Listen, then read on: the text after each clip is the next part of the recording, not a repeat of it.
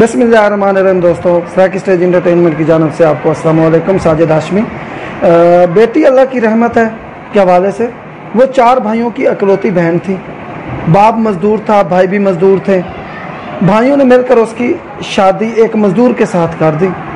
एक बात पर यकीन कर लें, औरत सरापा रहमत है। माँ की सूरत, बीवी की सूरत, बहन की सूरत और बेटी की सूरत में। बात है आपकी नीयत की। अगर आपकी नीयत नेक है तो आप इस रहमत के हकदार बन जाएंगे। अगर आपकी नीयत में फतूर है तो सरापे रहमत तो क्या, रहमत खुदावंदी भी आपसे रूठ जाएगी। खैर, उस मजदूर की नीयत नेक थी। बीवी की सूरत में वो हर किस्म की रहमत का हकदार बन बैठा। उसे बैरून मुल्क जाने का मौका मिला। कदम मजबूत होते ही उसने अपनी बीवी को भी अपने पास बुला लिया। गरीब की बेटी खुशहाल हो चुकी थी। अब उसकी ज़िंदगी का हर दिन यौम ईद था तो हर रात शब बारात थी। मगर इस आलम में भी वो अपने अब्बू और भाइयों को नहीं भूली थी। परदेश में 2 बरस गुजर चुके थे। एक दिन उसे अपने अब्बू और भाइयों की याद ने तरपाया। शौहर ने उसकी ख्वाहिश का एहतराम किया। अब वो वतन वापस लौट रही थी। उसने अपनी वापसी की किसी को इतला नहीं दी थी। वो अपने घर पहुंचकर सबको खुशी देना चाहती थी, सरप्राइज देना चाहती थी, खुश पाना चाहती थी कि वतन पहुंचकर वो सबसे पहले अपनी अम्मी के पास गई। जब वो पहुंची तो सबसे पहले वो अपनी अम्मी के पास गई।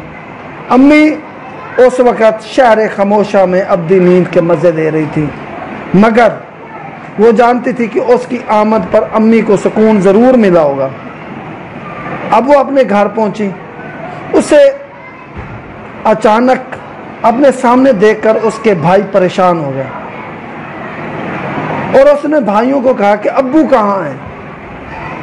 सब खामोश। उसने सवाल पूछा। उसके सवाल का किसी ने भी जवाब न दिया। भाइयों के पास कोई जवाब नहीं था। तमाम भाइयों के लिए मुश्किल हो रहा था उसके सवाल को जवाब देने का।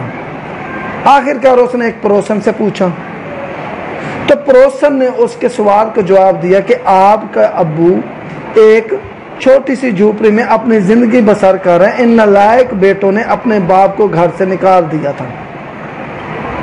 बस बेटी ने ना आओ देखा ना ताओ देखा। जहां उसका बाप रहता वहीं भाग पड़ी। जब वो अपने बाप के पास पहुंची, उसका बाप मजबूत एसाब का मालिक था, मगर अपनी बेटी की एक बात सुनकर वो रो पड़ा।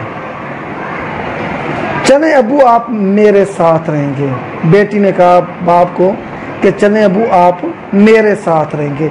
इस बात पर बाप रो पड़ा।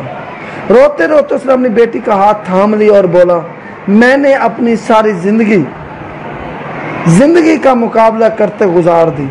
जिंदगी में बस 2 बार रोया हूं। एक बार तब जब तुम पैदा हुई थी तो मैं शर्मिंदगी के एहसास के साथ लोगों से मुंह छुपा रहा था, रो रहा था कि मुझे शर्मिंदगी हो रही थी कि मेरी बेटी पैदा हुई है। और दूसरी बार आज तुमने मुझे सहारा देने के लिए बात की कि चले बाबा, आप मेरे साथ रहेंगे। आपकी बात सुनकर, बाप की बात सुनकर बेटी भी फूट फूट कर रोने लगी। रहमत तो बस रहमत होती है, फिर चाहे कोई उसकी कदर करे या न करे। मुझे उम्मीद है आपको मेरी ये वीडियो पसंद आई होगी। मेरे चैनल को सब्सक्राइब करें, बेल आइकन को प्रेस करें। अस्सलाम वालेकुम व रहमतुल्लाहि व बरकातुहू।